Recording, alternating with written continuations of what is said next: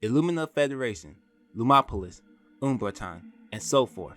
There are many factions within Astra that hold power within the continent, but it seems lately a new power is beginning to come about, or should we say a returning power in this case. Eravil, home of the race called Callistites, who were once known to be an ally that fought against the Eclipsites. That is until the tragedy 17 years ago that wiped out their race. And now, there's only one left standing, the Navigator. And it seems lately, the Navigator seems to slowly become a new political power within Astra. Slowly but surely throughout the story of Alchemy stars, the Navigator at a steady pace been having influence among other factions. And after the release of Chapter 2, it seems like Tourdog is taking their main character into an interesting direction. First, let's talk about connections, cause the Navigator pretty much got big connections all over. I mean, from the Grand Marshal of Illumina to the Queen of Northland. Figureheads of all kinds have been treating him as an ally, even making him attend important meetings that not just anyone can be a part of. Having connections of every existing faction within Astra, even having to come to their aid during some situations. The Navigator is truly in a unique position, especially with how close he became with both Reinhardt and Bethlehem, considering the amount of influence they both have within Astra. Getting the experience and being told how these two came into power, even putting his thoughts on the matter when it came to some of the decisions that they made. In my opinion, that shows a level of trust between them.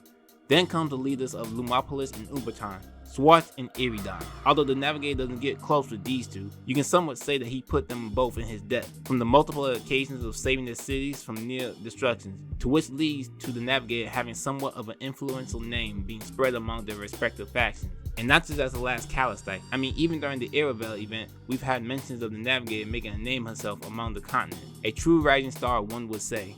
With all these factions within Astra that we see the Navigator having an influence in, it seems to be the beginning of a revival of one extinct culture, Eravil, home of the Callistites. During the release of Part 2, and even with the latest Eravil related event, we not only have the revival of the Navigator's home, but learning more about their technology and lore, going far deeper than what we had originally thought. Even getting clues on how Callistites during the ancient times most likely lived far differently than the more recent generations. In Part 2, while trying to fix Shiraz, we end up back in Eravil and discovering an old tower used by the Callistites of ancient times. And while exploring this place, we found many things, from the different types of rooms that were held to technology that's not even around during the current times. Many things that was out of ordinary to comprehend, especially with discovering Eclipsites that was working within the tower, who didn't show any attention towards us until attempting to break in further. This was among the most shocking things to discover, because due to the Navigator linking up with the Obelisk of Return, a strange phenomenon happens to occur all over Astra.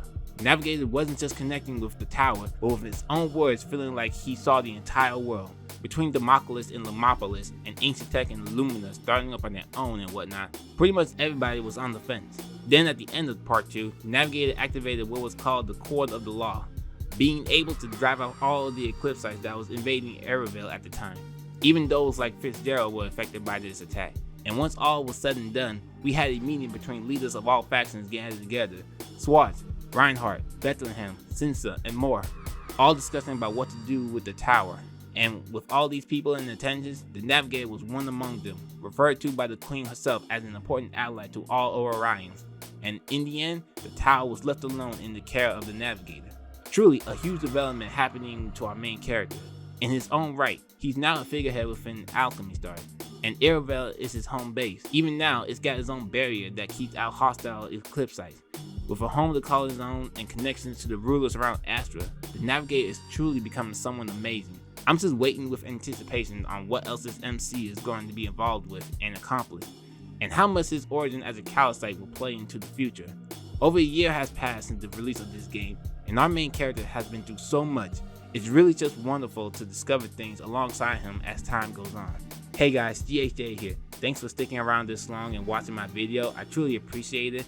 I've been gone for a while as things in my personal life been happening one after another, but I hope to get back into making videos more consistently, and I hope you guys enjoyed this and look forward to more of my videos. So like and subscribe if you're interested in more Alchemy Stars lore. Until then, see you next time.